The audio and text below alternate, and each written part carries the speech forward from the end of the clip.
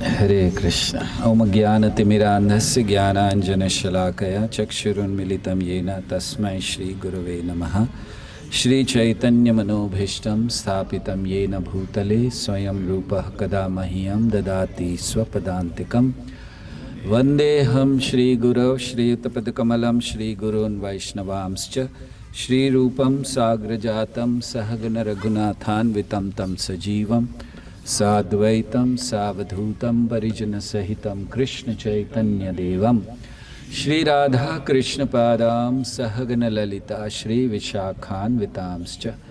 हे कृष्ण करुणा सिंधु दीनबंधु जगतपते गोपेश गोपिका कांत राधा कांत नमस्तुते। तप्त कांचन गौरांगी राधे वृंदावनेश्वरी वृषभानुसुते देवी प्रणमामि हरिप्रिये। वाञ्छाकल्पतरुभ्यश्च कृपा सिन्धुभ्य एव च पतितानां पावनेभ्यो वैष्णवेभ्यो नमो नमः।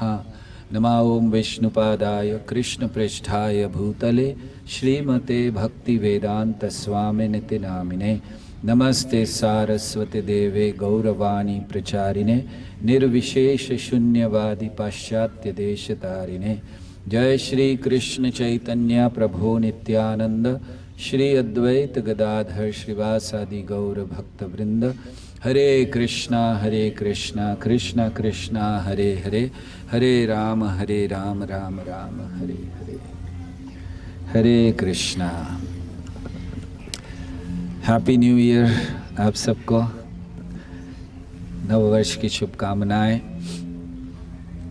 वैसे भक्तों के लिए, विशेष करके गौड़ीय वैष्णवों के लिए नववर्ष प्रारंभ होता है गौर पूर्णिमा से, और वैसे हिंदू कैलेंडर में गुड़ी पाड़वा से। गुड़ी पाड़वा कहते हैं, यहाँ क्या कहते हैं उत्सव को? हाँ, चैत्र। उत्सव को क्या कहते हैं? जैसे दक्षिण भारत में गुड़ी पाड़वा कहते हैं, या मकर संक्रांति? नहीं, मकर संक्रांति यहाँ कुछ नहीं कहते हैं ना।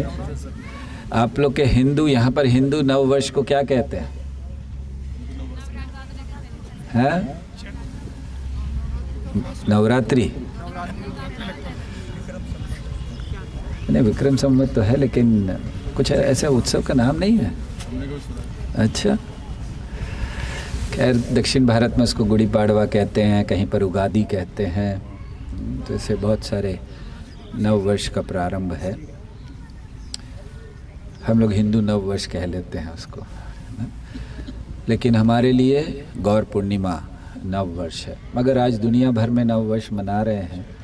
लोगों को एक अवसर चाहिए केवल कुछ उत्सव मनाने का, तो इसीलिए मना रहे हैं। और आज हमने किसी को फ़ोन किया था, उनके अफ्रीका में करीब उनके 9 बजे होंगे, तब हमने किया था, और वो बेड से उठे नहीं थे। तो ये नववर्ष है उन लोगों का कि रात भर पीना पाना और फिर सुबह सर दर्द 9-10 बजे तक। लेकिन भक्तों को नववर्ष में क्या सोचना चाहिए, कैसे रहना चाहिए, बहुत आवश्यक है कि हम लोगों के लिए हर समय नए नए रेजोल्यूशन या नए नए वचन या नए नए प्रतिज्ञाएं करना, ये भक्ति में बहुत आवश्यक है। बाहर के लोग तो साल में एक बार नव रेजोल्यूशन बनाते हैं, न्यू ईयर रेजोल्यूशन, 15-20 दिन महीने में तोड़ देते हैं उसको, उनको कुछ रहता नहीं है। लेकिन भक्तों के लिए बहुत आवश्यक है कि हर समय नई प्रतिज्ञाएं लें। नई प्रतिज्ञाएं मतलब, जैसे हमने 4 नियम पालन करने का प्रतिज्ञा ली थी जब दीक्षा हुई। आप में से कितने दीक्षित भक्त हैं? हाथ ऊपर कीजिए जिनकी दीक्षा हो चुकी है। बहुत कम है, हमें लगा बहुत सारे उठाएंगे हाथ। आप घबरा रहे हो माता जी उठाने में हाथ? क्या होगा, दीक्षा है तो हाथ उठाना चाहिए। ओके, तो बहुत कम है, अभी और लोगों का बाकी है। कितने लोगों का बाकी है दीक्षा होना? हाथ ऊपर कीजिए। आधे से ज़्यादा लोगों का तो दीक्षा होना बाकी है। सो पहला रेजोल्यूशन होना चाहिए कि इस साल में दीक्षा हो जानी चाहिए हमारी। गुरु दे या ना दे, दीक्षा हो जानी चाहिए हमारी। ठीक है। तो कुछ चीज़ें, कुछ प्रण करने पड़ते हैं। पहला प्रण भक्त को करना चाहिए रेगुलर, और वो ये है कि जो 4 नियम का पालन हमने जब दीक्षा ली, जब गुरु महाराज को दिया, उसके प्रति पुनः समर्पित होना चाहिए। अर्थात हमें जानना, देखना चाहिए कि क्या हम कड़ाई से उन 4 नियमों का पालन कर रहे हैं। जब नियम की पालन की बात आती है तो वो 3 स्तर पर होता है, कर्मणा, मनसा, वाचा। तो तीनों स्तर पर हम कर रहे हैं या नहीं। तो कभी कभी हम 4 नियमों का पालन कर्म के स्तर पर करते हैं, मतलब शरीर के स्तर पर करते हैं, मन से नहीं करते हैं, वाचा से नहीं करते हैं। तो ये पुनः हमें ध्यान देना चाहिए कि इन 3-4 नियमों का पालन हम लोग कर्मणा, मनसा, वाचा, विशेष करके मन से कर रहे हैं कि नहीं। जैसे मान लीजिए शराब नहीं पीना चाहिए, है ना, उदाहरण। ऐसा कोई नियम है कि नहीं है? हाँ, नो इंटॉक्सिकेशन, राइट। हम भूल गए थे। हम इसलिए नहीं भूल गए थे कि हम पीने लगे थे, हम कह रहे हैं हम इसलिए क्योंकि हम लोग पालन कर रहे हैं इसलिए भूल जाते हैं, और स्वाभाविक है ना, पीना ही नहीं है तो उसको याद क्या रखना। तो शराब पीना कैसे होना चाहिए? कर्मणा, मनसा, वाचा, ठीक है ना। बोलना चाहिए, अभी हमने बोल दिया, और मन में भी विचार नहीं आना चाहिए। तो आता नहीं है ना, मन में आता है आप लोगों के कभी? कितना अच्छा समय था, रोज़ शाम को होता था इतना अच्छा, अब ये हरे कृष्णा में आ गए, न गिलास है ना जो भी, ठीक है। कभी आता है ऐसे मन में? जिन लोगों ने छोड़ी है उनके तो आता होगा थोड़ा थोड़ा, कभी नहीं आता? नहीं, बिल्कुल नहीं।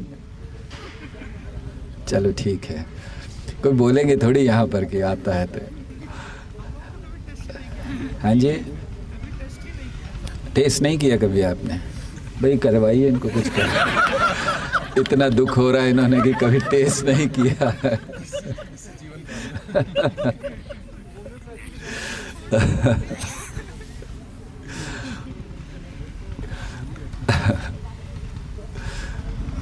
ओके, और दूसरा क्या है? चलिए, शराब का मन में नहीं आता है। मांस खाने का इच्छा कभी आता है मन में कि थोड़ा थोड़ा खा लें, कुछ फ़िश खा लें? आप कहीं जाते हैं तो बहुत अच्छा एडवर्टीज़मेंट होता है रेस्टोरेंट में, तो आप लोग रेस्टोरेंट में फिर क्या खाते हो जाके? नॉन वेज नहीं खाते तो?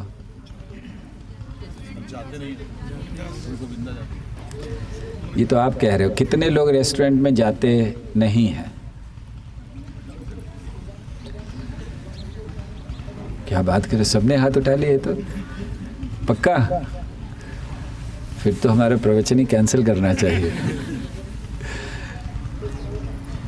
और तीसरा नियम क्या है? No gambling. हाँ, मतलब शेयर मार्केट में पैसा नहीं लगाना ऊपर नीचे करने के लिए कि आज इतना है कल इतना हो जाएगा। 16वें अध्याय में भगवान ने क्या कहा? ये कौन सा स्वभाव है? आज मेरे पास इतना है कल इतना हो जाएगा, आसुरी स्वभाव। 16वां अध्याय क्या है? हाँ? नहीं, 16वें अध्याय का शीर्षक क्या है? 16.13 तो बड़ी जल्दी बोल दिया, टॉपिक पता नहीं। गैम्बलिंग नहीं करना। चौथा क्या है? अवैध संग नहीं करना। शरीर से भी नहीं, मन से भी नहीं, और वाचा से भी नहीं। तो शरीर से तो हम लोग नहीं करते हैं ना, नहीं करते हैं ना। वाचा से भी नहीं करते हैं। मन से मूवीज़ देखना। मूवीज़ देखते हैं कि नहीं देखते हैं? कोई नहीं देखते मूवी? देखते नहीं आप लोग? कैसे जी रहे हो आप लोग? हाँ, और नरसिम्हा नहीं, थिएटर में नहीं, हम तो मोबाइल पर कह रहे हैं। मोबाइल पे बिल्कुल नहीं। कोई नहीं देखते आप लोगों में से? कभी मूवी देखी ही नहीं कि क्या होती है? हाँ, अच्छा, पहले देखी थी, वो पता, पुरानी यादें। तो एनीवे, तो खैर हम डिटेल में नहीं जाएंगे, लेकिन ये 4 नियम हमें अब कड़ाई से पालन करने हैं। मन में भी कभी हमारे अंदर ऐसी कोई भावना, थोड़ा बहुत आनंद लेने की भावना, भोग करने की भावना, ये आनी नहीं चाहिए। तो ये एक हमें 4 नियम का कड़ाई से नए वर्ष में लेना चाहिए, हर वर्ष की हम इसको पालन करें। साथ ही साथ ये जो हमारा आंदोलन है ये प्रचार का आंदोलन है, इसमें संख्या बढ़ती रहनी चाहिए, कम नहीं होनी चाहिए। श्रील प्रभुपाद ने जब प्रारंभ किया, जब प्रभुपाद पहली बार अमेरिका गए, कितने भक्त थे उनके, कितने अनुयायी थे, शिष्य कितने थे? एक शिष्य थे जो उन्होंने यहाँ भारत में जाने से पहले बनाए थे। और जब वहाँ पहुँचे और उन्होंने आंदोलन शुरू किया और फिर आंदोलन बढ़ने लगा, और जब प्रभुपाद ने 1977 में अपना देह त्यागा तो कितने भक्त थे, अनुयायी कितने थे? हजारों की संख्या में थे। और अब कितने हैं इस्कॉन के अनुयायी? हाँ, लाखों की संख्या में है, या हो सकता है करोड़ों तक पहुंच गए हों। लेकिन हमें ये करना चाहिए कि जैसे आज हम लोग यहाँ बैठे हैं, अगर अगले वर्ष हम लोग यहाँ आएँ मनाने के लिए, ऐसे ही नव वर्ष आएंगे कि नहीं? अगले वर्ष भी आप लोग, अगले वर्ष प्रसाद थोड़ा और अच्छा बनवा देना। हमने इनसे पूछा इतने आइटम बनवा रहे हो, क्या हो रहा है? बोले वो तो बोल दिया कि बना लो, तो कृष्ण प्रभु ने बोला है जो चाहिए बना। ये बढ़िया है एकदम। मैंने कहा हमें भी बता देते, हम खा के नहीं आते, हम फिर बिना खाए आते यहाँ पर। तो अगले वर्ष जब आप आए तो इससे दुगनी संख्या होनी चाहिए कम से कम ना। तो आपको क्या करना है, हर एक भक्त का जिम्मेदारी, किसी एक दो भक्त का जिम्मेदारी प्रचार नहीं है। इतना प्रचार तो कर सकते हैं कि जब भी किसी प्रोग्राम में जाएं अपने साथ एक एक्स्ट्रा भक्त को लेकर जाएं। इतना तो कर सकते हैं कि नहीं? एक को बस इतना साल भर में अगर आपने किया, साल भर में कितने प्रोग्राम होते हैं? भक्ति वृक्षा कितना होता है? हर महीने में 4 हो गए, 36 है, 50। हर महीने में 4 हुए तो 12 महीने में कितने हो गए? 52 हफ्ते होते हैं। अच्छा 52 हफ्ते, ठीक है। तो 50 चलिए आप छुट्टी वुट्टी मिला के 40 प्रोग्राम। 40 प्रोग्राम में अगर आप 4 प्रोग्राम में एक भक्त को ले जाएं तो साल में 10 भक्तों को जोड़ सकते हैं आप, है कि नहीं है? और 4 प्रोग्राम में एक को ले जाना कोई कठिन है? तो ऐसे 10 भक्तों को अगर साल में जोड़ना कठिन है? बिल्कुल नहीं है। और अगर 10 भक्त हर एक भक्त ने जोड़े तो अगली बार जब यहाँ प्रोग्राम होगा तो कितने भक्त होंगे? इसके 10 गुना, है ना? तो अभी कितने हैं अंदाज़ा? 70-80 भक्त हैं। 70 तो होंगे, 80 होंगे। तो 80 भक्तों का 10 गुना कितना हो गया? बताइए, कोई मुश्किल है, कठिनाई है? हाँ या ना? तो कितने लोग ये करेंगे वो बताइए। अब कठिनाई तो नहीं है, करेंगे कितने लोग? हाथ ऊपर कीजिए कि अगले साल में इस कार्यक्रम में 10 भक्तों को जोड़ना है कम से कम। 10 मतलब ओवरऑल नहीं, बादरायणपुर ने जोड़ दिया 10 हो गया कंप्लीट। हर एक भक्त ने 10 को जोड़ना है। राइट, तैयार हैं सब लोग? तो भी लिख के रखते हैं हम लोग यहाँ पर एक नोट बनाकर कि अगले वर्ष 800 लोगों के लिए प्रसाद बनाएंगे सुबह ना, ताकि आप लोग आए। तो ये हमारा प्रचार का आंदोलन है, इसको हमें करना चाहिए। लेकिन ये प्रचार होगा, मंदिर बनेगा, प्रोजेक्ट्स बनेंगे, सब होगा, मगर ये सबसे महत्वपूर्ण है कि हमारी भक्ति व्यक्तिगत रूप में आगे बढ़े। वो बहुत महत्वपूर्ण है, क्योंकि जब तक हम अपनी भक्ति नहीं बढ़ाएंगे, प्रोजेक्ट्स बनते जाएंगे, मंदिर बनते जाएंगे, उनको तो कोई रोक नहीं सकता है, लेकिन हमारी प्रगति नहीं होगी। कहना चाहिए कि प्रोजेक्ट्स बनेंगे, मंदिर बनेंगे, कृष्ण भावनामृत का आंदोलन आगे बढ़ेगा और हम केवल नीचे गिरते जाएंगे। तो इसीलिए सबसे महत्वपूर्ण है आज के दिवस पर हम लोगों को ये सोचना कि अब इस वर्ष में हम ऐसा क्या करें कि हमारी भक्ति बहुत अच्छी हो, हमारी श्रद्धा बहुत मजबूत हो, ताकि हमें भगवान पर श्रद्धा और बढ़ती जाए। ये बहुत महत्वपूर्ण है। साथ ही साथ केवल श्रद्धा ही नहीं, हमारा सेवा का भाव बहुत अच्छा होना चाहिए, हमारे आपस में संबंध बहुत अच्छे होने चाहिए। ये चीज़ें बहुत बेसिक हैं, बहुत साधारण हैं, लेकिन यही चीज़ें भक्ति का आधार हैं। अगर इन चीज़ों पर हमने काम नहीं किया, बहुत बड़े बड़े काम कर दिए, जैसे हम लेक्चर देते हैं हमें कृष्ण प्रेम प्राप्त करना है, ये बड़ी बड़ी बातें हैं, करना है निश्चित, लेकिन जब तक बेसिक्स पर ध्यान नहीं देंगे, 4 नियम का कड़ाई से पालन होना चाहिए, वो हम लोग नहीं कर रहे हैं, या नहीं कर रहे हैं। सोचिए, अगर नहीं कर रहे हैं तो करना चाहिए, वचन लेना चाहिए। किस तरह के भक्त हैं अगर हम लोग नियम तोड़ रहे हैं तो। तो 4 नियम का पालन नहीं हो रहा, भक्त नहीं है आप। भक्त क्या, महाभारत में तो कहा गया है कि आप मनुष्य ही नहीं हैं अगर आप 4 नियम पालन नहीं कर रहे हैं तो। और फिर साथ साथ प्रचार, और तीसरी चीज़ आचार।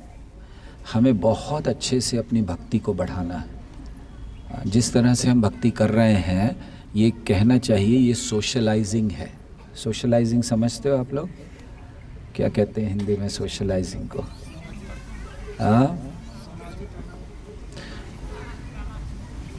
नहीं, एक पार्टी कर रहे हो आप लोग, चलो साधारण बता सकते हैं। पार्टी करना हो, समझते हो आप लोग? उसको सोशलाइजिंग कहते हैं हिंदी में। तो सोशलाइजिंग मतलब साथ में आना, थोड़ा कुछ आनंद लेना, चम्मच के ऊपर नींबू रखना, राइट? अच्छी बात है। गेम्स होने चाहिए। जब हमने देखा तो हमें लगा बहुत अच्छा, हमें बहुत खुशी हो रही थी देखकर। गेम्स होने चाहिए। हम लोग भक्त हो गए, इसका मतलब ये नहीं कि हम समाज से कट गए हैं, हमने दुनिया को त्याग दिया है, हम हिमालय में पहुंच गए हैं। बिल्कुल नहीं, हम वही हैं, बस वही चीज़ें करनी हैं। तो अगर खेलना भी है तो भक्तों को आपस में खेलना चाहिए, क्या गलती है उसमें? अच्छी बात है। अभी तो और भी गेम्स होने चाहिए, हो रहे हैं ना। माता जी एकदम तैयारी करके आई हैं, और गेम्स के नाम भी बड़े अच्छे अच्छे हैं। जलेबी गेम है एक। सो हमें लगता है कि अगर उसमें ये होगा कि कौन ज़्यादा खाएगा, तो जलेबियाँ बचेंगी नहीं। तो पता नहीं क्या बनाया है, क्योंकि पैकेट तो 2-3 ही दिख रहे थे, वो तो एक ही आदमी खा जाएगा। तो हमें ये नहीं सोचना कि हम भक्त हो गए तो हम एकदम अब दुनिया से अलग हैं, हमें ये नहीं करना। हाँ ठीक है, हम ऐसे काम नहीं करते कि हम क्रिकेट मैच देख रहे हैं बैठकर। देखते हो या नहीं देखते हो? वो तो आ जाता, वो तो कोई नहीं बोलेगा नहीं देखते, है ना। लेकिन हमें खेलना, हमें आनंद लेने में मना नहीं है, लेकिन कृष्ण को भूलना मना है। सो हमें हर खेल में, हर चीज़ों में कृष्ण को याद रखना चाहिए। तो अपनी श्रद्धा को हमें मजबूत करना। श्रद्धा मजबूत कैसे होती है? क्या ऐसे कार्य करें, प्रैक्टिकल व्यवहारिक कार्य, जिससे हमारी श्रद्धा मजबूत हो? पहली चीज़ है, हमें प्रभुपाद के ग्रंथ रोज पढ़ने चाहिए। केवल वितरित नहीं कीजिए। क्या स्कोर हुआ आपके भक्ति वृक्षा का? इतना भगवत गीता बांटा, बहुत अच्छी बात है, तालियां। लेकिन कितना पढ़ा? ये समय किधर है? ऑफिस जाते हैं, बुक डिस्ट्रीब्यूशन करते हैं, और फिर सैटरडे संडे छुट्टी होती है, तो सैटरडे को बादरायण प्रो पकड़ लेते हैं, संडे को मंदिर पकड़ लेता। बचाई क्या फिर? कहाँ पढ़ें? टाइम नहीं है। रोज पढ़ना चाहिए। तो श्रद्धा को देखिए, हम लोगों ने, या जिन भी सीनियर भक्तों को जो आप कहते हैं, उन्होंने क्या किया है? महाजनों ये न गता सपन था, हमें उनसे ही सीखना है ना।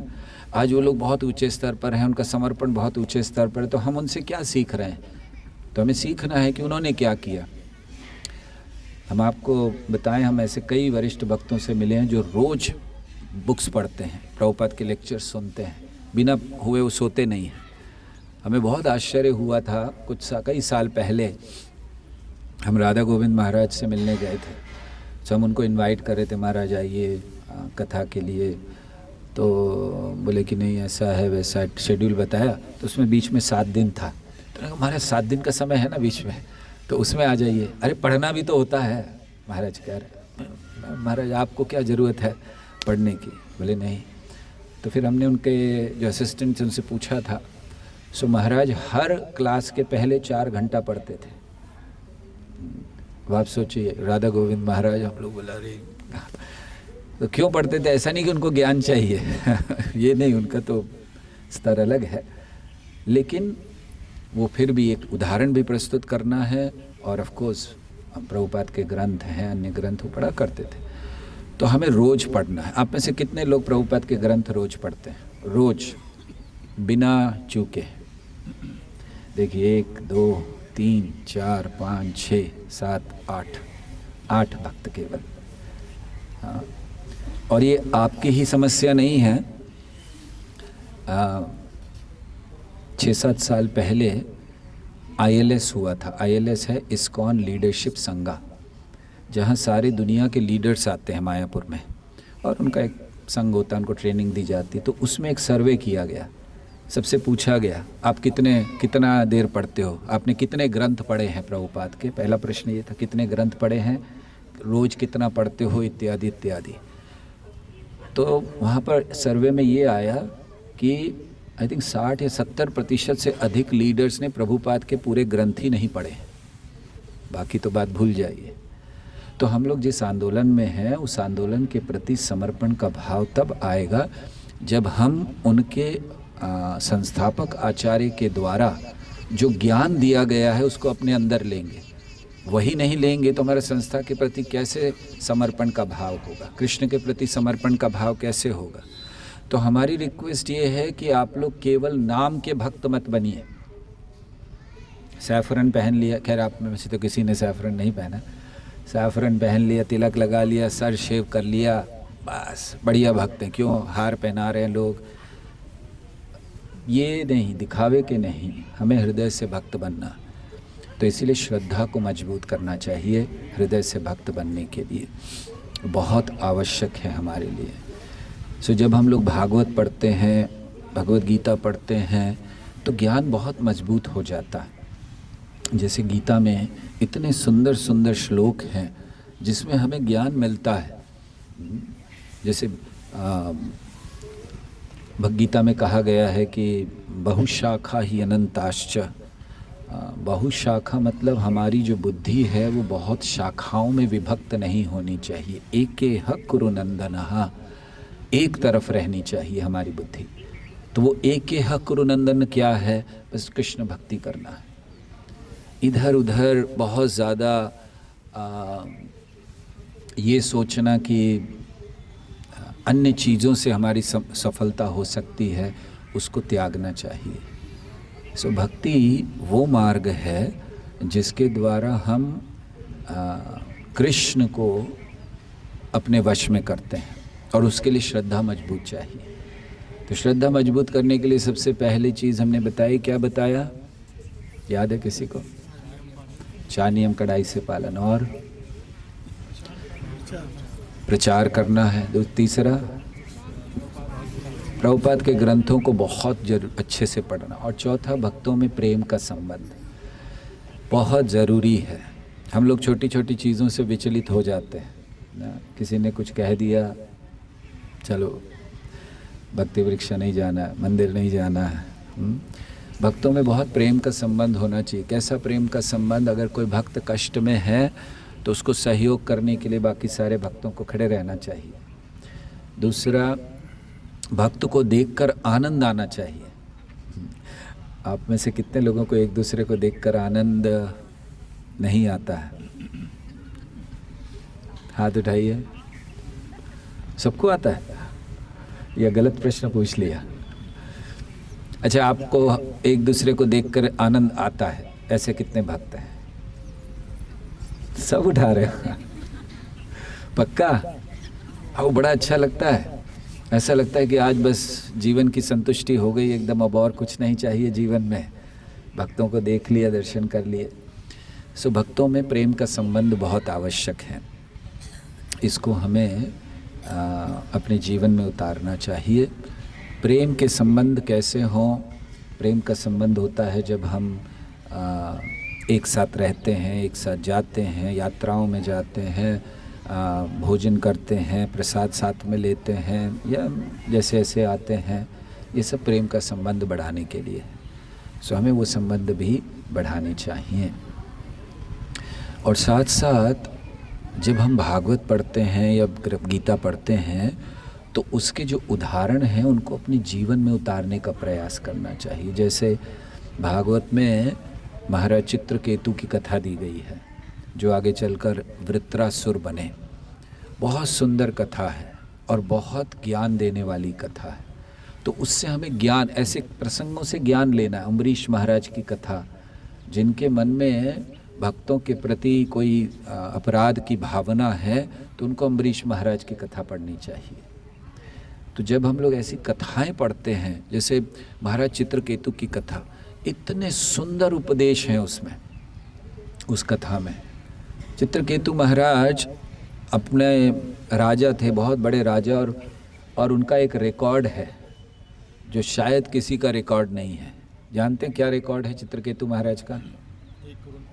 हाँ, मैक्सिमम पत्नियों का रिकॉर्ड है। कृष्ण भी तोड़ नहीं पाए। कृष्ण के कितनी थी? 16,108। रावण की कितनी थी? 10,000। और चित्रकेतु महाराज के 1 करोड़। आप सोचो रखते कहाँ पर होंगे, वो तो बाद की बात है। 1 करोड़ क्या पूरा जिला उनका था? क्या घर था कि क्या था? 1 करोड़ जिले में भी नहीं होते ना कभी कभी। तो पता नहीं उनका घर था कि शहर बसा रखा था घर के अंदर उन्होंने। अभी 1 करोड़ है तो एक पत्नी के घर से दूसरे पत्नी के घर जाने के लिए तो रोड बनाई होगी ना उन्होंने। 1 करोड़ मतलब एक यहाँ रह रही और 1 करोड़ जो वहाँ रह रही होगी उसके घर, या तो पता नहीं प्लेन होगा, एयरप्लेन में जाते होंगे, कैसे जाते, खैर जो भी है। तो चित्रकेतु महाराज की इतनी पत्नियां थी, कोई संतान नहीं, इसलिए दुखी रहते थे। तो ये बहुत सुंदर सिद्धांत इसमें है कि जिस व्यक्ति की 1 करोड़ पत्नी है और वो दुखी है, वैसे सही भी है, शायद इसीलिए दुखी था। हाँ, बादरायण प्रभु के हृदय की बात निकल रही। बोले एक से इतने दुखी है, 1 करोड़ हो जाए तो क्या हो, आदमी तो वैसे ही दब खत्म। तो 1 करोड़ होने के बाद जो सिद्धांत क्या है कि भौतिक चीजें, जब भौतिक भोग की वस्तुएं हमें आनंद नहीं दे सकती। आपने 1 करोड़ पत्नियां रख ली ये सोचकर कि इससे संतान होगी, उससे संतान होगी, उससे होगी, उससे होगी, उससे होगी, करते करते किसी से नहीं हुई और फिर दुखी है। तो लाभ क्या है ऐसे भोग का? तो चित्रकेतु महाराज के प्रारंभ का जीवन से ही वैराग्य प्रकट करा रहे हैं कि इतने होने पर भी दुखी हैं, तो फिर लाभ क्या है? इससे अच्छा तो ना होना दुखी है, व्यक्ति ना होने से दुखी हो जाए। फिर चित्रकेतु महाराज साधु आए, हम विस्तार से नहीं जा रहे हैं, वो जो लेसन्स थोड़े, साधु आए, नहीं मुझे संतान चाहिए बस। तो ये एक और चीज़ है कि साधुओं से मांगना क्या चाहिए। उन्होंने क्या मांगा, सोचिए, साधु, और कौन साधु आए थे, कोई साधारण नहीं आए थे। साधु से आप मांगो मेरी शादी करा दो, बच्चा नहीं हो रहा है बच्चे करा दो। उस साधु सोचेंगे यार ये कहाँ फंसने की बात कर रहे हैं, इसको मैं निकालने का प्रयास कर रहा हूँ, ये और फंसना। और लोग बड़े प्रेम से कहते हैं प्रभु जी बस आशीर्वाद दीजिए। हमारे तो ब्रह्मचारी जाकर शादी करते और हमें ही बुलाते हैं शादी में कि आइए प्रभु जी मेरी शादी है। और फिर उसमें जाकर हमें बोलना भी पड़ता है कि भाई आपकी तो प्रगति हो गई, हम तो जहाँ थे वहीं के पड़े रह गए। तो हम तो यही बोलते हैं और क्या कह सकते हैं, हमको ये कहते कि हम जहाँ थे वहीं रह गए, आप आगे निकल गए। तो साधुओं से मांगना क्या चाहिए, क्या ये मांगे कि, तो उनके लिए कितना अच्छा अवसर था कि वो ये कहते कि मैं 1 करोड़ पत्नियां होकर भी मैं सुखी नहीं हूँ। तो मुझे समझ में आ गया कि इस जगत में बहुत सी चीज़ों को इकट्ठा करने से कोई सुखी नहीं होता है, लेकिन उनको और चाहिए था। तो खैर फिर जब दे दिया उनको कि ठीक है तुम्हारे होगी और उसका नाम हर्ष शोक रखना, तो हम ये सोच रहे थे कि ये केवल उनके लिए नहीं है, हर एक माता पिता के लिए है।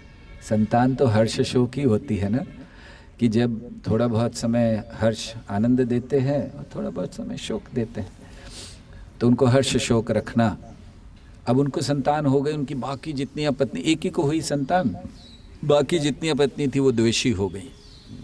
ये इस जगत का बहुत कहना चाहिए गूढ़ सिद्धांत है।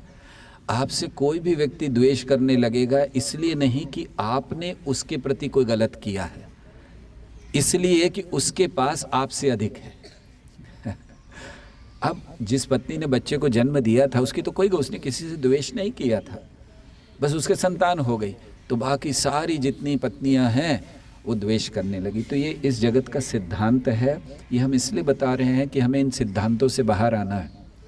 किसी व्यक्ति को पद मिल गया उससे हमें द्वेष हो जाता है, उसने हमारा कुछ नहीं बिगाड़ा, बस उसको पद मिला जो मुझे नहीं मिला, द्वेष हो गया। किसी व्यक्ति के पास धन आ गया बहुत ज़्यादा, हमें उससे द्वेष हो जाता है। अभी देखिए जैसे यहाँ भारत में बहुत बड़े बड़े धनाढ़ लोग हैं, तो कई बार हम लोग उनकी निंदा करते हैं, अरे क्या फ़ायदा, वो इतना पैसा बर्बाद कर रहे हैं, वो ये कर रहे हैं। दरअसल थोड़ा थोड़ा द्वेष है कि हमारे पास नहीं है और उनके पास है। तो इसलिए ये एक सिद्धांत हमें तोड़ना है। हमें किसी से द्वेष नहीं करना है, क्योंकि किसी के पास कुछ है, भगवान की कृपा है, भगवान उसको दे रहे हैं, और हमारे पास जो है वो भी कृपा है। इसीलिए दूसरों के पास क्या है ये जानने से ज़्यादा भगवान ने हमें क्या दिया है उसको देखना चाहिए, उस पर जोर देना चाहिए। सो पुत्र को मार दिया जहर देकर अन्य पत्नियों ने, और फिर बड़ा शोक हुआ और बाकी की कथाएं। और उसके बाद महाराज चित्रकेतु के पास पुनः साधु आए। उन्होंने कहा मैंने तो तुम्हें पहले ही कहा था, हर्ष शोक, प्रसन्नता भी हुई और शोक का कारण भी बना। और फिर ज्ञान हुआ और उसके बाद चित्रकेतु महाराज ने तपस्या की और गंधर्व बने।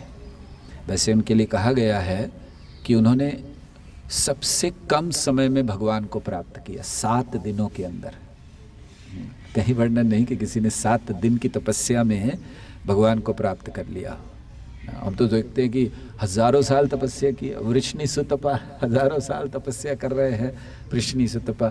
और जितने भी लोगों को देखा कई कई साल तपस्या, 7 दिन की तपस्या में भगवान को प्राप्त किया इन्होंने, इतनी श्रेष्ठता। और फिर जब गंधर्व के रूप में उनको स्थान दिया गया और वो जा रहे हैं, तो ऐसे ही सभा चल रही थी और वो बड़ी विचित्र सभा थी। ऊपर से वो देख रहे हैं प्लेन से अपने, सभा क्या है, शिवजी प्रवचन कर रहे हैं। तो उनको बड़ा अच्छा लगा, शिवजी प्रवचन कर रहे हैं, थोड़ा नीचे लाओ प्लेन में, देखना चाहता हूँ। तो देखा किसको कर रहे हैं, सारे वैरागी बैठे हुए हैं, पूरे पूर्ण विरक्त लोग बैठे हैं और शिवजी वैराग्य पर प्रवचन दे रहे हैं कि वैराग्य क्या होता है, कैसे वैराग्य उत्पन्न होना चाहिए। और वैराग्य पर उत्पन्न दे रहे हैं, वैरागियों को दे रहे हैं, और गोद में पार्वती जी को बिठाए हुए, इतना नहीं आलिंगन कर रहे हैं उनको। तो अब आप लोग सोचो कि कोई बोले वैराग्य पर प्रवचन देना है वैरागियों को, और वैरागी सुन रहे हैं।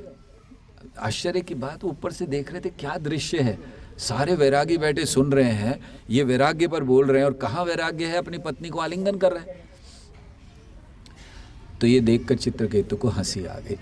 बोले ये एक्चुअली हंसी इसलिए आई थी क्योंकि वो कह रहे थे केवल शिवजी ये कर सकते हैं, बाकी कोई नहीं कर सकता।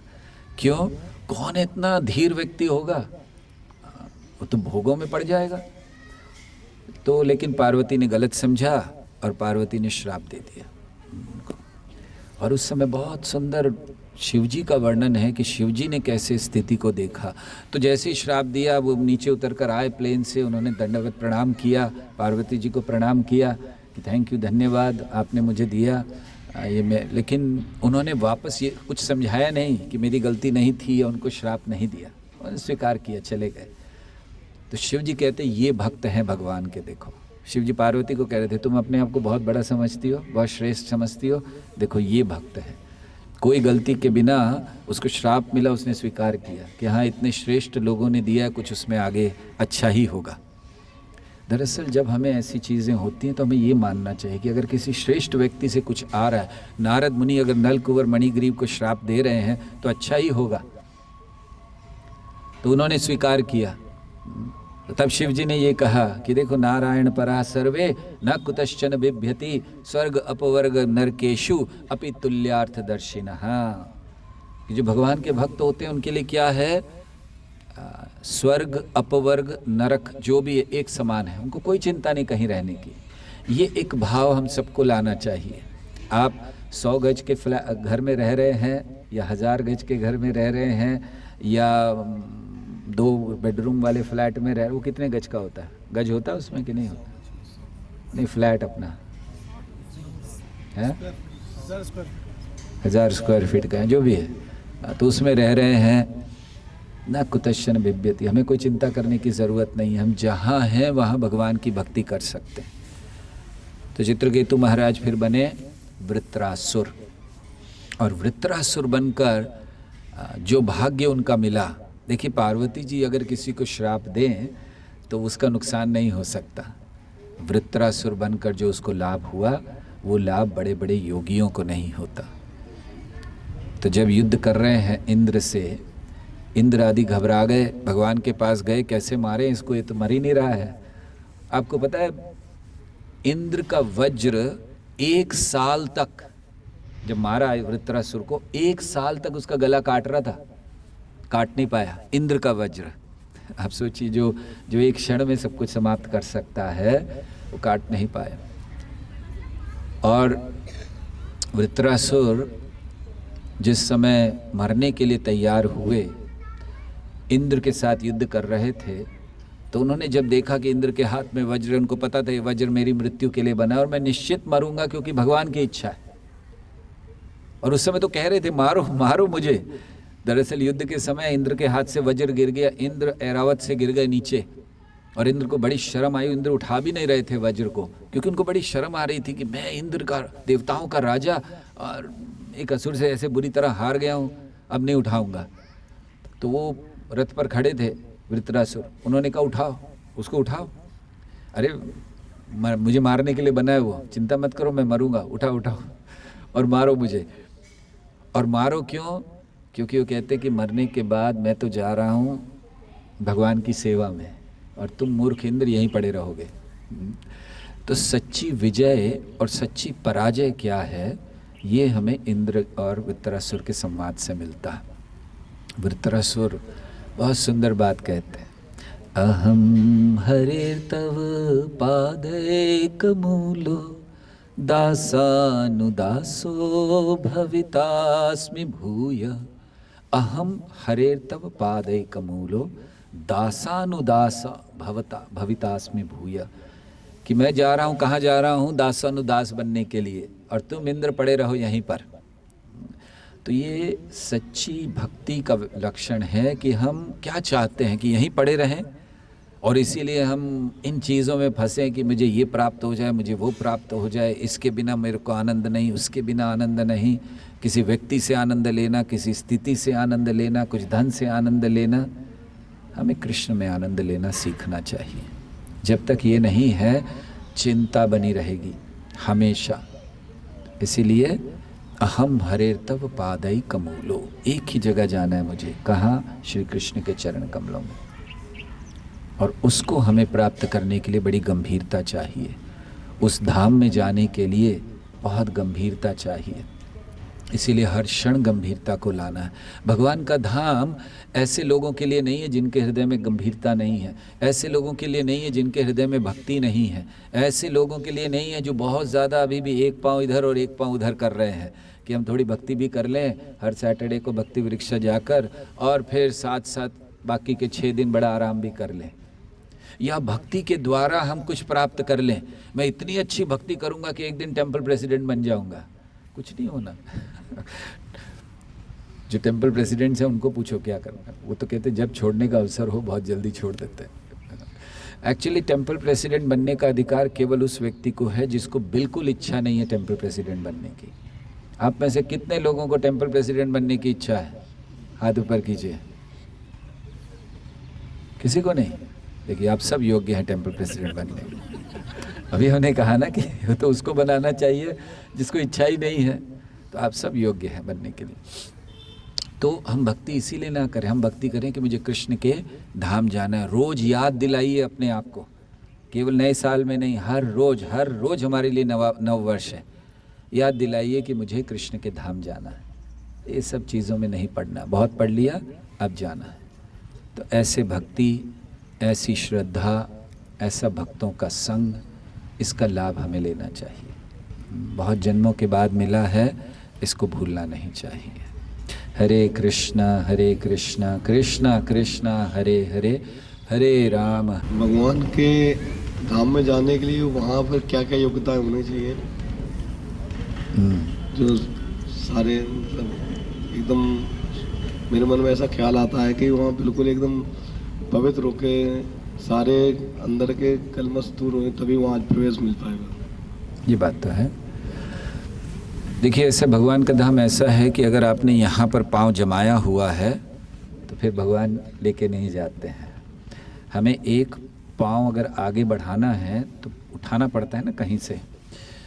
तो ये जैसे आपने कहा पहली योग्यता है, वैसे तो भगवान के धाम जाने की कोई योग्यता नहीं है, कृपा से जाते हैं, कोई योग्यता से नहीं जाते कि अब हमने ये प्राप्त कर लिया भगवान लेके जाएंगे। लेकिन फिर भी कुछ योग्यताएं या कुछ आवश्यकताएं हैं जो हम भगवान को दिखाएं कि हमें ज़रूरी है आपके धाम जाना। तो उसके लिए हृदय शुद्ध होना बहुत ज़रूरी है। और शुद्ध हृदय का अर्थ है भगवान का हृदय में आना, सतत कृष्ण का चिंतन होना, कृष्ण से विरह होना। जैसे आज आप इस जगत में कोई किसी से प्रेम करता है, बहुत विरह हो जाती है, हाय मैं उसको देख नहीं पा रहा हूँ, हाय मैं उसको मिल नहीं पा रहा हूँ। ये विरह कृष्ण से क्यों नहीं? तो वो विरह होना ये योग्यता है जाने के लिए कृष्ण के पास। शुद्धता होना योग्यता है। तो कृष्ण प्रेम बहुत आवश्यक है। जब तक वो नहीं है, हृदय शुद्ध नहीं है, भगवान के धाम जाना संभव नहीं। इसीलिए हम लोग इतनी सारे प्रयास कर रहे हैं, इतना कष्ट ले रहे हैं कि क्यों हमारे लिए क्या आवश्यक। जैसे आप सब लोग यहाँ बैठे हो, क्या आवश्यकता, कहीं कुछ जाकर एंजॉय कर सकते थे, किसी ने रोका नहीं था। लेकिन हम सब के मन में कहीं ना कहीं तो ये है कि हमें जाना है भगवान के धाम, हमें भगवान को प्राप्त करना है। ठीक है, हमारी इच्छाएं रोक रही हैं, उन इच्छाओं को हटाते हुए धीरे धीरे आगे बढ़ना है। सो इसके लिए आचार्यों के बताए मार्ग पर चलना बहुत ज़रूरी है, क्योंकि कृष्ण भगवद गीता में कहते हैं तद्विद्धि प्रणिपाते न परिप्रश्ने न सेवया। उनकी इच्छा है कि आप महाजनों के पथ पर चलो, तो उनके पथ पर चलना बहुत आवश्यक है। नम्रता उत्पन्न करना बहुत आवश्यक है, क्योंकि जब तक अहंकार है ना हमें कि हम कुछ बहुत बड़े व्यक्ति हैं, हमारे पास कुछ बहुत बड़ा ज्ञान है, तो कृष्ण कहते बैठे रहो फिर। लेकिन जिस समय ये हो गया कि कुछ नहीं है, कृष्ण बस आप ही चाहिए।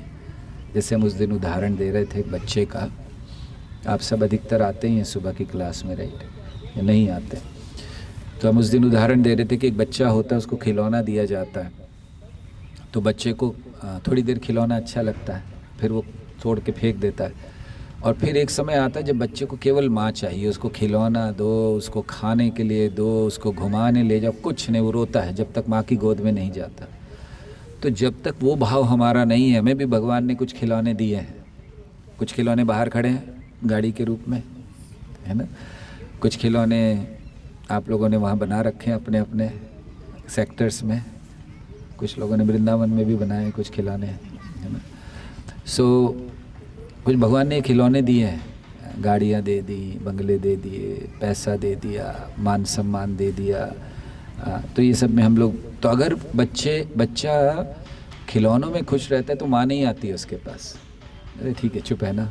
लेकिन बच्चा अगर रोता है कि नहीं मुझे कुछ नहीं, केवल माँ चाहिए, तो माँ को सब काम छोड़ कर आना पड़ता है।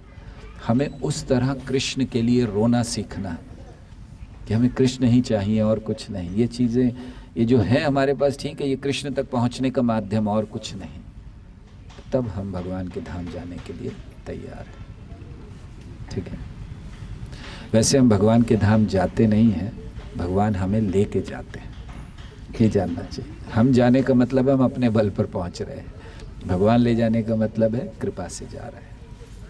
हरे कृष्ण प्रभु जी। कौन है? हाँ जी प्रभु, जैसे नाम जब तो करते हैं प्रभु, 16 माला करते हैं, लेकिन वो तल्लीनता, वो मतलब जैसे हमें भूख लगती है तो बिना खाने के रह नहीं सकते, तो वो प्रभु जी कैसे आएंगे? हाँ, उसके लिए ज्ञान बहुत ज़रूरी है।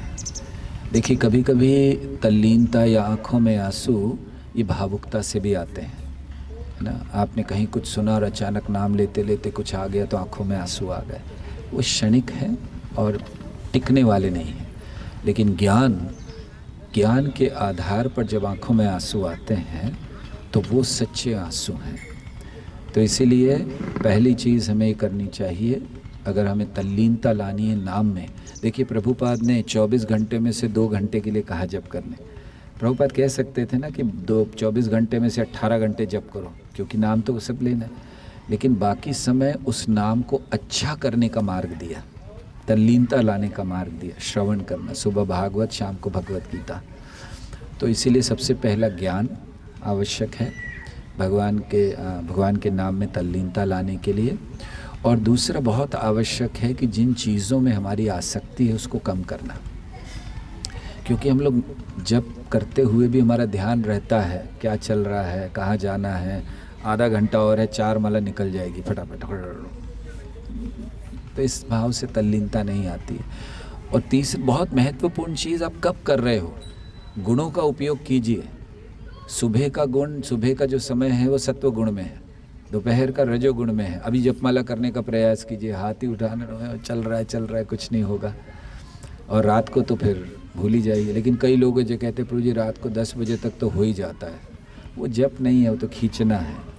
तो समय का पाबंदी हो कि हम सुबह ही जप करें, ताकि अभी कुछ चीज़ें शुरू नहीं हुई हैं, ऑफिस शुरू नहीं हुआ है, पत्नी से झगड़ा शुरू नहीं हुआ है, पहले ही कर लें, फिर आप तैयार भी रहोगे सब कुछ करने के लिए, इंक्लूडिंग झगड़ा। तो ये चीज़ें बहुत ज़रूरी हैं। तो ज्ञान लेना बहुत ज़रूरी है, साथ साथ ये चीज़ों को भी देखना कि कैसे हम हों, और ऑफ कोर्स भक्तों की कृपा को प्राप्त करना। भक्तों की नम्र सेवा करना सीख लीजिए, जप में तो रुचि वैसे ही बढ़ जाएगी। ठीक है, और कोई प्रश्न? हाँ जी। हरे कृष्ण प्रभु जी। प्रभु जी, भगवान कृष्ण गीता में कहते हैं कि जन्म कर्म च मे दिव्यम यो यो इति तत्वतः। मतलब इसमें हम कोई ये समझ में नहीं आता है कि भगवान कहते हैं कि मेरा जन्म कर्म सब इतना दिव्य है, और फिर कभी कभी भगवान फिजिकल रूप में भी कहते हैं कि जब भक्तों का उद्धार करना होता है या दुष्टों का विनाश करना होता है तो हम अवतरित होते हैं। तो इसको कैसे समझा जाए?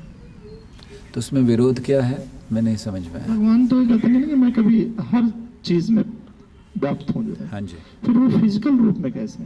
ओह अच्छा, आपका दिव्य का अर्थ है कि भगवान को कोई शरीर नहीं होना चाहिए, वो दिव्यता समझ रहे हो ना? आपकी दिव्य मतलब सब कण कण में है, तो फिर वो फिजिकल फॉर्म में क्यों आ गए? सो देखिए, जब कहा जाता है जन्म कर्म च मे दिव्यम, तो इसका अर्थ ये नहीं है कि दिव्य है मतलब कोई रूप नहीं है। दिव्य रूप है भगवान का, जन्म वही समझा रहे हो, जन्म कर्म च मे दिव्यम।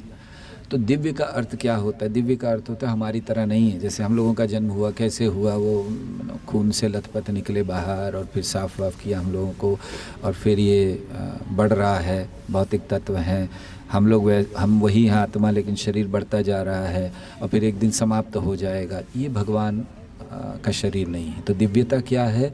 वो हमेशा सच्चिदानंद स्तर पर है। तो जब वो आते भी हैं तो भी उनकी ऐसा नहीं है कि उनकी मृत्यु हो गई, बुढ़ापा आ गया। भगवान को बुढ़ापा आया कभी? नहीं आता। तो दिव्यता उस स्तर से, मतलब जो उनका शरीर है वो दिव्य है, ऐसा नहीं है कि रूप नहीं है। फिर चलो कहते कण कण में है, कण कण में है तो फिर कैसे रूप हो सकता है उनका? या तो रूप हो या कण कण में हो। तो कण कण में वो अपनी शक्तियों के माध्यम से है। कृष्ण ऐसे नहीं कि कृष्ण का विस्तार हो गया, कृष्ण से टुकड़े टुकड़े टुकड़े निकले, सब में फैल गए। अपनी शक्तियों के माध्यम से है। ओम पूर्णमदः पूर्णमिदं पूर्णात् पूर्णमुदच्यते पूर्णस्य पूर्णमादाय पूर्णमेवावशिष्यते।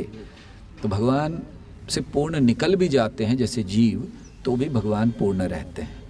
और सब जगह व्याप्त कैसे हैं? शक्तियों से।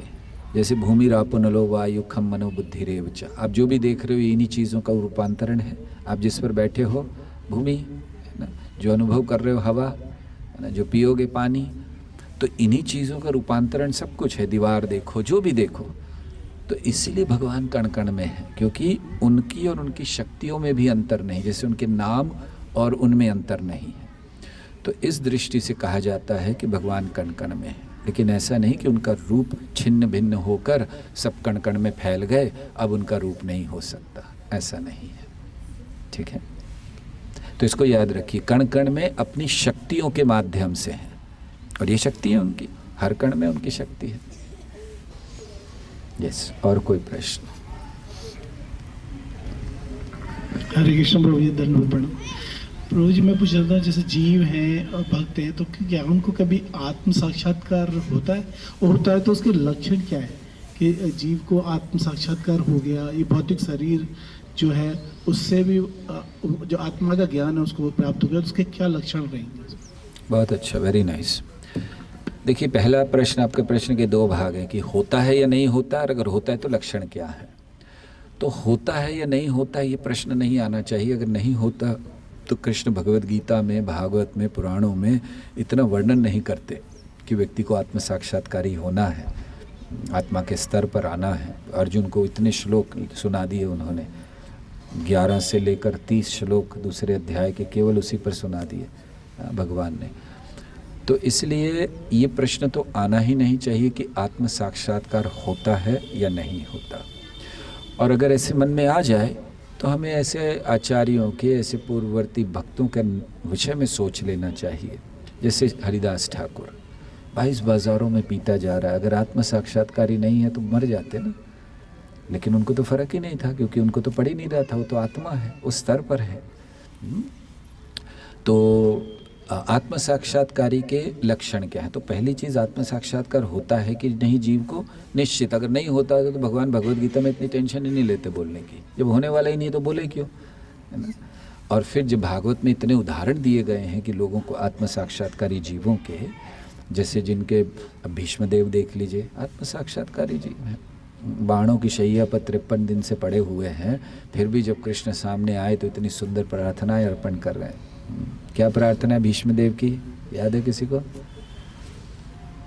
पहली प्रार्थना, अपनी मति, अपनी बुद्धि का विवाह कर रहे हैं कृष्ण से। इति मति रूप कल्पिता वितृष्ण। तो भीष्म देव हैं, आत्म साक्षात्कारी हैं। ऐसे कई उदाहरण हैं। तो दो तरह से कि भगवान ने दिया है मतलब निश्चित है, और फिर उदाहरण है हमारे सामने तो निश्चित है कि जीव बन सकते हैं आत्म साक्षात्कारी। लक्षण क्या है आत्म साक्षात्कारी व्यक्ति के? आत्म साक्षात्कारी व्यक्ति ऐसा नहीं है कि बाहर से अचानक वो कुछ बदल जाता है, उसके 2 सींग निकल आते हैं दिखाने के लिए कि आत्म साक्षात्कार, पर निकल आते हैं। आत्म साक्षात्कारी जीव के लक्षण हैं कि पहला, कि श्री कृष्ण से उसका प्रेम बहुत ज़्यादा होता है, वो आत्म साक्षात्कारी है। दूसरा, उसको भौतिक भोगों में कोई रुचि नहीं होगी। आपको अगर जानना है तो देख सकते हो इस तरह से कि उसको भौतिक भोगों में अगर अभी भी बहुत ज़्यादा रुचि, भले वो भक्त की तरह दिख रहा है लेकिन भौतिक भोगों में रुचि अभी आत्म साक्षात्कारी नहीं हुआ। क्योंकि भौतिक भोग में उसको रुचि होती है जो शरीर के स्तर पर है, जो आत्मा के स्तर पर है उसको फिर भौतिक भोगों से क्या लेना देना। लेकिन जब तक इस जगत में है तो शरीर के जो चीज़ें हैं उनको वो स्वीकारता रहता है। जैसे प्रभुपाद को एक बार किसी ने पूछा, प्रभुपाद लंदन में बैठे थे, मच्छर काट रहे थे, तो उन लोग को बहुत काट रहे थे। हमारे तो हम लोग को भारत में आदत है ना मच्छरों की, 2-4 मच्छर हो तो पता ही नहीं चलता हमें कि मच्छर है। पता चलता है क्या? ये अभी पता चल रहा है आपको? नहीं है, 2-4 मच्छर हैं, हम लोग को तो पता ही नहीं चलता। लेकिन वो मैं लंदन में थे, वहाँ तो एक मच्छर आ जाए वो लोग परेशान हो जाते कि हाय हाय बड़ी गंदगी है, इतना मच्छर आ गया। तो वो लोग सब परेशान थे और प्रभुपाद आराम से बैठे थे। तो उन्होंने प्रभुपाद को कहा कि it seems that mosquitoes do not bite a pure devotee of the lord. Prabhupad ऐसा लगता है कि शुद्ध भक्त को मच्छर नहीं काटते। सो प्रभुपाद ने कहा लंदन में ऐसा होगा, कैलकाटा में ऐसा नहीं है, वहाँ सबको काटते हैं। सो इस तरह से जज नहीं करना है कि शुद्ध भक्त मतलब उसको मच्छर काटा मतलब वो आत्म साक्षात्कारी नहीं है। प्रभुपाद को बीमारी हुई, हम कहे अरे बीमारी हो गई, आत्म साक्षात्कारी कैसे? तो लक्षण उसके ये नहीं है बाहरी शारीरिक, क्योंकि शरीर है और शरीर का जो धर्म है वो होगा ही, तो उसमें बीमारियां आएंगी, सब आएगा। लेकिन आत्म साक्षात्कारी व्यक्ति है जिसने भगवान के प्रति प्रेम उत्पन्न किया, भोगों से जो दूर गया, जिसको बहुत ज़्यादा रुचि नहीं है भोगों में, उसका मन कृष्ण में लगा है क्योंकि वो शरीर से ऊपर उठ गया है। इसका अर्थ नहीं उसने खाना पीना बंद कर दिया और ये शरीर कोई खा रहा है ये शरीर के स्तर पर है, क्यों अभी खा ही रहे है, वो नहीं, मतलब उसको उसमें रुचि नहीं है, उसे आसक्ति नहीं है। ऐसा मतलब अगर वो पराठा खाता है तो मक्खन नहीं मांगता, राइट? अगर मक्खन मांगता है तो आत्म साक्षात्कारी नहीं है। सो हम आज सुबह माता जी से मक्खन मांग रहे थे, इसीलिए हमने कहा।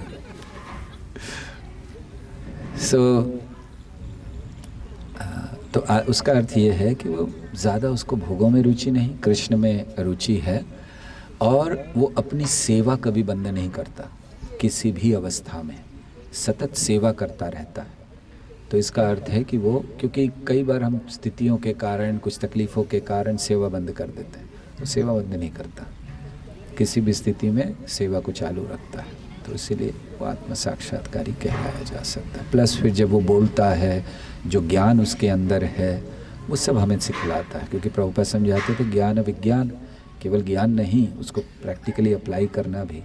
तो ये सब चीज़ें हमें दिखलाती हैं कि वो आत्म साक्षात्कारी है कि नहीं, और उसको आपको कुछ जज करना है। चलिए ये सब चीज़ें थोड़ी दिखेंगी, थोड़ी नहीं, सबसे महत्वपूर्ण उसके संग में रहकर अगर हमें भक्ति करने की प्रेरणा मिल रही है तो वो व्यक्ति आत्म साक्षात्कारी है।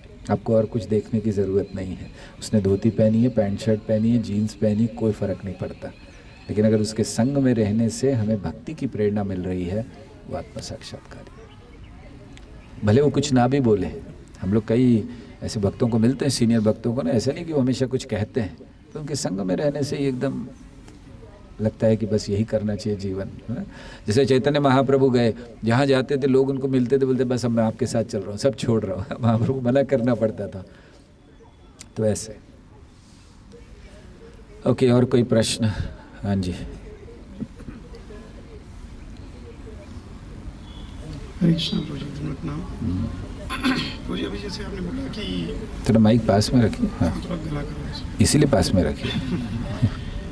जैसे प्रभुपाद के ग्रंथों को या बुक्स को पढ़ने के लिए आपने बताया, तो नॉर्मली जैसे भगवत गीता, श्रीमद् भागवतम, दिन चैतन्य चरितमृत है, तो इसी प्रकार से इन बुक्स को पढ़ने का कोई सीक्वेंस है या कहीं से भी कुछ भी उठाया? और नहीं, वैसे तो नहीं, मतलब प्रभुपाद ने दिया ऐसा नहीं है कि प्रभुपाद ने दिया हो, रिकमेंडेशन किया। हाँ, लेकिन हमारे वरिष्ठ भक्तों ने, सन्यासियों ने इसको दिया है। अब इस्कॉन डिज़ायर ट्री पे जाइए और उसमें टाइप कीजिए order of reading Shila Prabhupada books, तो आपको मिल जाएगा। वहाँ पर 3 लेवल हैं, लेवल 1, लेवल 2, लेवल 3।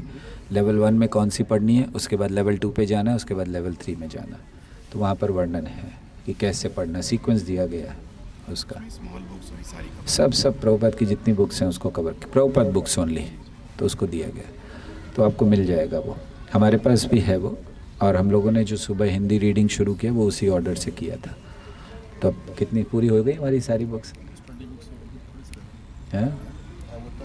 बड़ी बड़ी बुक्स रह गई, छोटी तो सारी हो गई हमारी, तो वो ऑर्डर से की। हाँ जी प्रभु, पीछे दीजिए। क्या टाइम हो रहा है प्रभु? है टाइम है आपको? टाइम है आप लोगों के पास कि लेट हो रहा है माता जी? हाँ, प्रभु जी, भगवद गीता में आत्म साक्षात्कारी का लक्षण बताया कि उसे भगवान को हमेशा सम समझना चाहिए। भगवान कभी विषम नहीं होते, सम सबके लिए समान है। हाँ। वो सबको बराबर से कृपा करते हैं। फिर मैंने एक स्टेटमेंट सुना एक जगह पर कि प्रभुपाद से उनके एक शिष्य ने कहा कि प्रभुपाद आपकी बहुत कृपा है मेरे ऊपर। तो प्रभुपाद ने आंसर दिया कि कृपा मेरी सब पर है, तुमने ली है, इसका अंतर है। तो ये कैसे समझे, मतलब कृपा लेनी है या मिलेगी? नहीं, कृपा मिलती है, कृपा बरसती है, लेकिन उसको लेना भी चाहिए। तो जब भगवान कहते हैं कि सबके लिए समान है, तो मतलब वो किसी को कृपा से दूर नहीं रखते हैं। सिंपल उदाहरण बारिश का है। बारिश गिरती है बंजर भूमि पर भी और उपजाऊ भूमि पर भी। उपजाऊ भूमि पे फसल आ जाती है, बंजर भूमि वैसे के वैसी रह जाती है, ऊपर से सारा पानी बह जाता है, ख़त्म, अंदर नहीं जाता। तो इसका दोनों का अर्थ ये है कि कृपा सबके लिए समान है, बरस रही है, अभी भी बरस रही है। तो हमें उसको बस स्वीकार करना है। लेना मतलब हमारे प्रयास से नहीं मिलेगी, हमारा प्रयास इतना ही है कि जो आ रहा है उसको स्वीकार तो करो, बस उतना करना है हमें।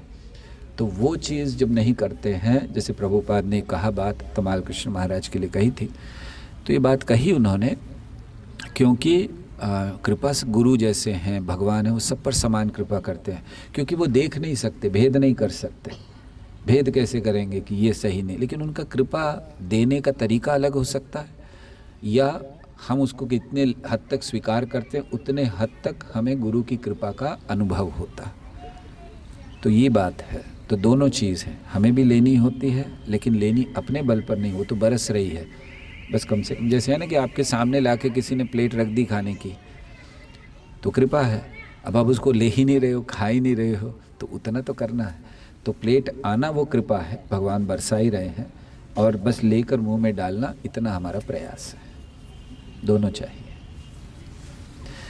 भगवान को बांधा तो 2 उंगलियां कम थी ना, रस्सी 2 उंगली छोटी, प्रयास और कृपा दोनों। ओके, और कोई प्रश्न किसी का? पीछे दीजिए, माइक दीजिए। अभी से क्यों लेकर आ रहे हो, थोड़ा रहने तो, क्या इतनी जल्दी? सारे लोग उधर ही देखते हुए सोच रहे पीछे क्या देख रहे हैं, केक आ गया तो सबका ध्यान उधर है। हाँ जी, ऑन कीजिए माइक। हरे कृष्णा प्रभु जी, हरे दंडवत प्रणाम। कृष्ण। प्रभु जी, मेरा क्वेश्चन यह है कि मैं हिंदी रीडिंग सुबह मॉर्निंग क्लास ज्वाइन करते हैं तो वो अच्छे से हो जाती है, और 2 महीने से मेरी रीडिंग कंटिन्यू नहीं हो पा रही और मुझे श्लोक भी नहीं हो पा रही। ऐसा क्यों है? हमारा प्रयास में कोई कमी है या ये समझना था। आप कह रहे हैं कि श्लोक याद नहीं हो पा रहा है? जी प्रभु जी। और रीडिंग नहीं हो पा रही? हाँ, मैं कंटिन्यू करती थी रोजाना। अब नहीं कर पा रहे हो? नहीं कर पा रही हूँ। ओ, तो क्यों नहीं कर पा रहे हो? अब ये समय भी नहीं मिल रहा या कैसे, या मेरा मन नहीं लग रहा, ये मुझे समझना है। सिंपल है कि हमने उसके महत्व को नहीं समझा, नहीं तो सब कुछ एडजस्ट करते हैं। जैसे आप पहले करते ही थे ना, सब चीज़ें एडजस्ट होती थी, यही तो चीज़ें थी, ऐसा कुछ बदल तो नहीं गया पिछले 2 महीनों में कि अचानक प्रभु जी पहले 8 बजे जॉब पे जाते थे, अब अचानक 7 बजे जाने लग गए तो आप बिज़ी हो गए हैं, या कुछ ऐसा चेंज नहीं हुआ, वही चीज़ें हैं। हाँ जी, हैं? ओ, दीक्षा हो गई 2 महीने से, जय हो। ओके ओके, सीनियर हो गए, सॉरी, ये हमें याद नहीं रहा। अच्छा पॉइंट बताया बादल एंड्रू ने। अच्छा, तो आप सीनियर हो गए हो, अब सुनने की ज़रूरत नहीं है हमें। मुझे बहुत अफसोस होता है कि मेरी रीडिंग क्यों नहीं हो पा रही है। नहीं, आपको प्रयास करना चाहिए। देखिए, ये भौतिक जगत है, जब चीज़ें नीचे जाती है ना, भक्ति की दृष्टि से नीचे जाना शुरू होती है ना, उसको उधर ही रोक लेना चाहिए, बहुत नीचे नहीं जाने दें, फिर ऊपर आना बड़ा मुश्किल होता है, क्योंकि भौतिक जगत का स्वभाव है, चीज़ें नीचे जाती हैं। हम लोग भक्ति में करंट के विरुद्ध, जैसे नदी बहती है ना, मान ली नदी ऐसे बह रही है, तो आप उसमें स्विमिंग करोगे इस तरह से तो बहुत आराम से जाओगे, आपको हाथ पैर भी नहीं मारना पड़ेगा, पड़े रहो ऐसे ही चले जाओगे वहाँ पर। लेकिन अगर आप यहाँ से यहाँ जा रहे हो तो बहुत मेहनत करनी पड़ती है, और अगर आपने थोड़ा सा समझिए, आपने प्रयास कर करके यहाँ तक आए और फिर छोड़ दिया, फिर इतना पीछे चले जाओगे कि फिर आने में बहुत देर लगेगी। तो भक्ति ऐसे ही है, अब प्रयास करना चाहिए। अगर लग रहा है हमें कि नहीं हो पा रहा है तो कुछ समय बैठिए अकेले में शांति से, या किसी से चर्चा कीजिए कि क्या हो रहा है, क्या कारण है कि नहीं हो पा रहा। मान लीजिए नींद जल्दी नहीं खुल रही, काम कुछ ऐसे आ रहे, जो भी चीज़ें हैं, प्रण लेंगे मन में तो सब चीज़ें ठीक रहेंगी। प्रण नहीं होगा तो फिर धीरे धीरे, अच्छा आज ये महत्वपूर्ण है, आज वो महत्वपूर्ण है, आज यहाँ जाना, आज वहाँ जाना है। हमारा प्रण होना चाहिए कि हमें सुनना ही है, क्योंकि वही हमारी रीडिंग है, तो हमें सुबह सुनना है। तो इस तरह से प्रण लेना चाहिए। और श्लोक याद करना, वो तो फिर दिन भर में करना चाहिए। आपको ये ले लीजिए प्रण, आज अच्छा दिन है, नया न्यू ईयर रेजोल्यूशन, रोज़ एक श्लोक याद करेंगे, ये बहुत अच्छा प्रण है। एक श्लोक रोज़ याद करना है, बस कोई बड़ी बात नहीं है। सुबह उसको याद करिए, गाइए, और छोटा सा ऐसे पेपर पे लिख लीजिए। जो भी काम आप कर रहे हैं, इवन कुकिंग कर रहे हैं, सामने ऐसे लगा लीजिए, रोटी बेलते बेलते तत्ते नुकंपाम सुसमीक्षमाणो, रोटियां भी अच्छी बनेंगी फिर ना, और जो खाएंगे उनके मन में भी अच्छे रहेंगे, चेतना भी अच्छी रहेगी। सही बात है, क्योंकि आप श्लोक बोलते बोलते करोगे तो खैर ध्यान रखना कौन सा श्लोक बोल रहे हो। फिर वो भगवत गीता में जो आसुरी स्वभाव के लक्षण दिए गए हैं, उसको बोलते हुए चपाती मत बनाना, नहीं तो उनके लक्षण सब उसमें चले जाएंगे। तो एक प्रण हमें, ये सभी लोगों को, केवल माता जी को नहीं, श्लोक जरूर याद कीजिए। श्लोक याद करने से बहुत अच्छा होता है, प्रामाणिकता। फिल्मों के गाने गाने की इच्छा बंद हो जाती है, हर समय वही आता है मन में, वही श्लोक। सो उनको गाइए प्लीज़। तो प्रयास कीजिए माता जी, और सोचिए कि क्या चीज़ है, प्रण लीजिए, मन में हो जाएगा। और नहीं तो किसी से चर्चा कर लीजिए कि ये शेड्यूल है, क्या कहाँ कमी आ रही है, तो उसमें कर लीजिए। और अगर प्रभु जी कुछ रोकते हैं तो हमें बताइए फिर। यस, और कोई प्रश्न किसी का? हमें पता था कोई प्रश्न अब नहीं होगा, 3 केक सामने पड़े हुए हैं। अब इसके बाद ये भी कुछ गेम का भाग है खाने के लिए? आज 3 भक्तों का बर्थडे है। आज 3 का बर्थडे है। किनका है? विकास प्रभु और संगीता माता जी और सुधा माता। ओके, बहुत बहुत आप लोगों को शुभकामनाएं। आज तिथि के अनुसार है कि बर्थ जन्म के डेट के अनुसार है आपका?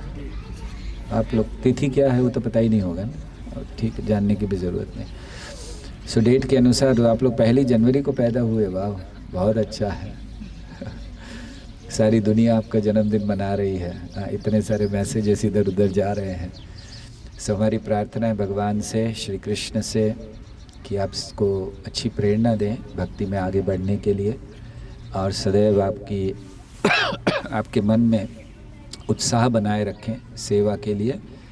और अगर आप बड़ी गंभीरता से भगवान के द्वारा दिए गए इस मार्गदर्शन को जीवन में अपनाएं तो निश्चित ही ये आखिरी जन्म हो, इसके बाद हम भगवान के धाम, भगवान के संग में, भगवान की सेवा में जा सकें। हरे कृष्णा कृष्णा कृष्णा हरे हरे, हरे राम राम राम हरे हरे।